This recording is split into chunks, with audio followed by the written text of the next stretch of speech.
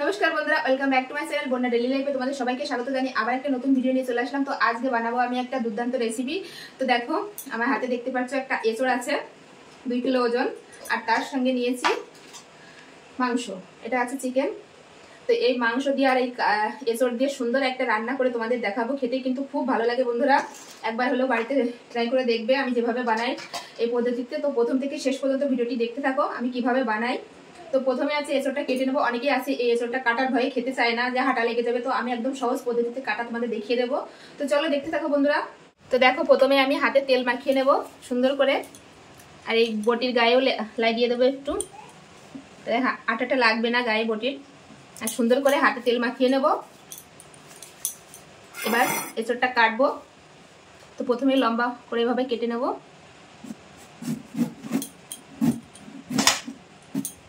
এই দেখো একদম কচি, খেতে কিন্তু খুব সুন্দর লাগবে, এখনো দানা বসেনি কিন্তু এচড়ে। তো আমি এক সাইডটাই নেব আর একটা রেখে দেবো, এতটা লাগবে না আমার। এবার ছোট ছোট পিস করে কেটে নেব। এই আঠাটা কিন্তু তোমরা কোনো কাপড় দিয়েও এরকম মুছে ফেলতে পারো। আর আমি একদম কেটে জলের ভিতর দিয়ে দেবো। জলের ভিতর দিলে কিন্তু আঠাটা একদম হয়ে যাবে, লাগবে না। একদম সহজ পদ্ধতিতে বন্ধুরা দেখো যেরকম ভিজিয়ে দেবো জলের ভেতর, এরকম সেম করে ভিজিয়ে দেবো। আঠাটা কিন্তু চলে গেছে। এবার আমি কেটে নেব, একটু হাতে লাগবে না কিন্তু আঠা, দেখো বন্ধুরা। এবার খোসাটা ছাড়িয়ে নেব। তো দেখো বন্ধুরা আমি এরকম খোসা ছাড়িয়ে নিয়েছি। এই উপরের এই সাইডটা কিন্তু ফেলে দিতে হবে, এই যে এইভাবে কেটে এই যে অংশটা কিন্তু ফেলে দিতে হবে। আর আমি দেখো এখানে জল নিয়ে নিয়েছি, জলের ভিতর সামান্য একটু হলুদ গুঁড়ো দিয়ে দেবো। যে জলটা গুলিয়ে নেবো এরকম, এই হলুদ জলের ভিতর কিন্তু আমি এচড়টা কেটে কেটে রাখবো।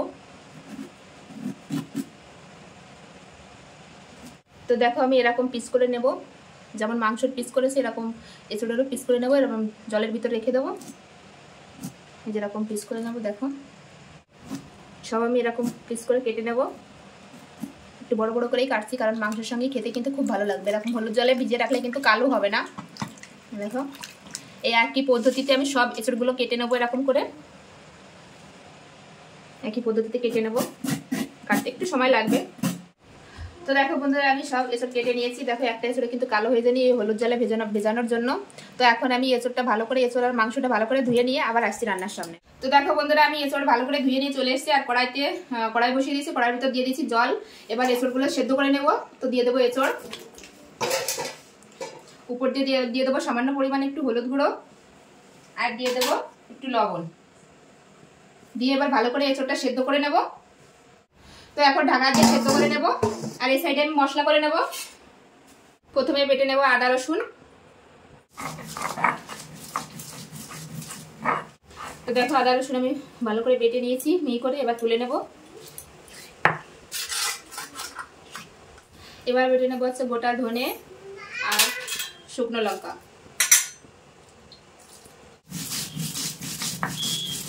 তো দেখো আমি শুকনো লঙ্কা ধনেটাও ভালো করে মিহি করে বেটে নিয়েছি। এবার তুলে নেব।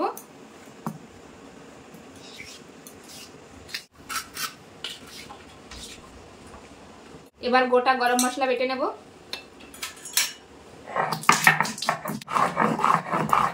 তো দেখো এই মশলাটাও আমি বেটে নিয়েছি, গোটা গরম মশলা। এবার তুলে নেব। আমার সব মশলা কিন্তু বাটা শেষ, এখন রান্না শুরু করব। তো এবার ঢাকনাটা খুলে দেখবো যে এচড়টা সেদ্ধ হয়েছে কিনা। তো দেখো বন্ধুরা আমার সেদ্ধ হয়ে গেছে এচড়টা। এবার আমি তুলে নেব, এরকম জল ছেঁকে তুলে নেব। দেখো এচড়টা তুলে নিয়ে এখন কড়াই বসে দিয়েছি। কড়াইয়ের ভিতর দিয়ে দেবো সরষের তেল। পুরো রান্নাটাই কিন্তু সরষের তেলে করব, একটু তেলটা একটু বেশি লাগবে। এই দেখো আমার ছেলে চলে এসেছে, রান্না করছি এখানে। একটু হাই করে দাও সবাইকে, একটু হাই করে দাও। তো দেখো তেল গরম হয়ে গেছে। তেলের ভিতর আমি এই সেদ্ধ করা রাখা এচড় আমি ভেজে নেব। এচড়টা আমি সুন্দর করে ভেজে নেব। তো দেখো আমি এচড়টা সুন্দর করে ভেজে নিয়েছি। এবার ঠিক এরকম করে ভেজে নিয়েছি। এবার তুলে নেব।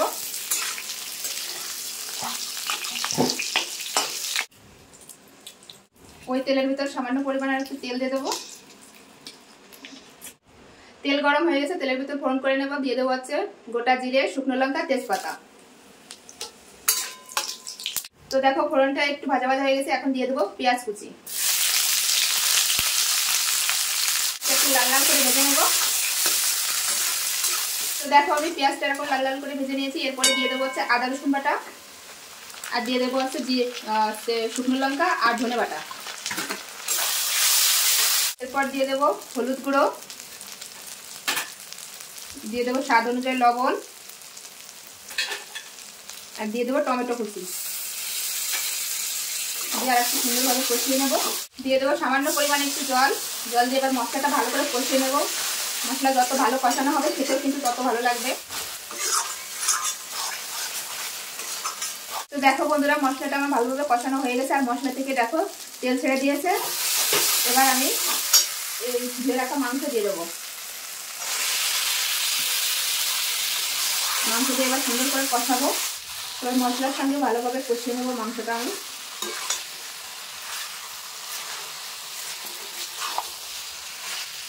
তো দেখো একটু নেড়ে চেড়ে দিয়েছি, এবার ঢাকা দিয়ে কষিয়ে নেবো সুন্দরভাবে। তো দেখো এখন আমি ঢাকনাটা খুলে রাখবো। দেখো মাংস থেকে অনেকটা জল বেরিয়েছে, এবার কষিয়ে নেবো সুন্দরভাবে, জলটা শুকিয়ে নেবো কষিয়ে।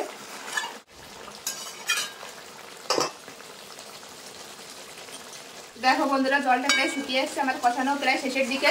তো আরেকটু কষিয়ে নেবো।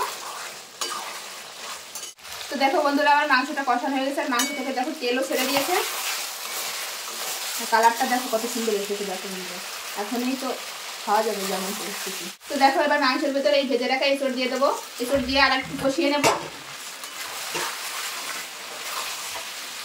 তো দেখো এঁচড় দিয়ে আমি কষিয়ে নিচ্ছি যাতে মশলাটা ভালোভাবে যায় এঁচড়ের ভেতর।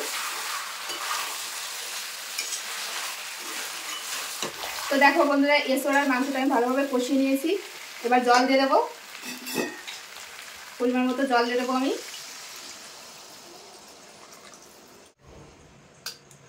তো এবার আমি 20 মিনিটের জন্য ঢাকা দিয়ে দেবো। তো এবার আমি 20 মিনিটের জন্য ঢাকা দিয়ে দেবো এঁচড় আর মাংসটা ভালোভাবে সেদ্ধ হওয়ার জন্য। তো দেখো আমার 20 মিনিট হয়ে গেছে, এখন আমি ঢাকনাটা খুলে দেখবো কেমন হয়েছে, কেমন সেদ্ধ হয়েছে। এই দেখো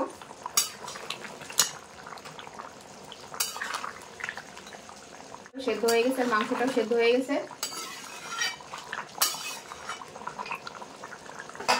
তো দেখো আমার রান্নাটা হয়ে গেছে। এবার লাস্টে দিয়ে দেবো যে গরম মশলা বাটা। এখানে চাইলে তোমরা গরম মশলার সঙ্গে ঘি অ্যাড করতে পারো। তো আমি ঘি আমার কাছে নেই, এখন দিচ্ছি না ঘি, শুধু গরম মশলা দিয়ে নামিয়ে দিচ্ছি।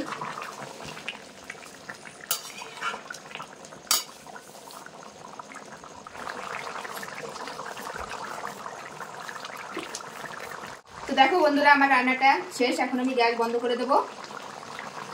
দিয়ে তো এখানে একটু পরিষ্কার করে তারপরে আমরা সবাই মিলে খাবার খাবো।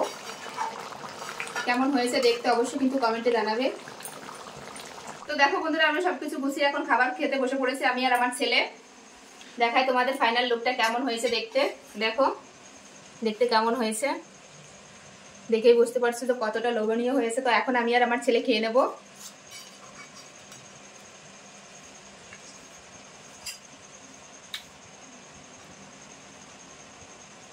গ্রেভিটা দেখো কত সুন্দর হয়েছে, গরম আছে।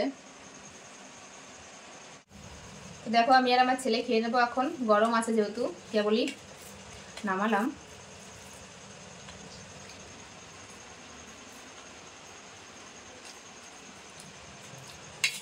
তো দেখো বন্ধুরা এঁচড়টা আর মাংসটা কত সুন্দর সেদ্ধ হয়েছে। দেখো এরকম খেতে খেতে খুব সুন্দর লাগবে।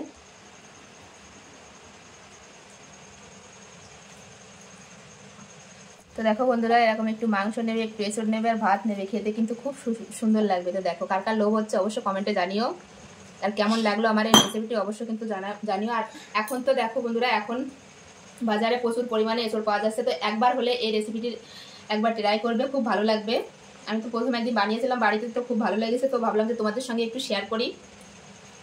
তো চলো বন্ধুরা আমি ভিডিওটি এখানেই শেষ করছি, আবার দেখা হবে নতুন কোনো ভিডিওর সঙ্গে। তো চলো বাই, টাটা।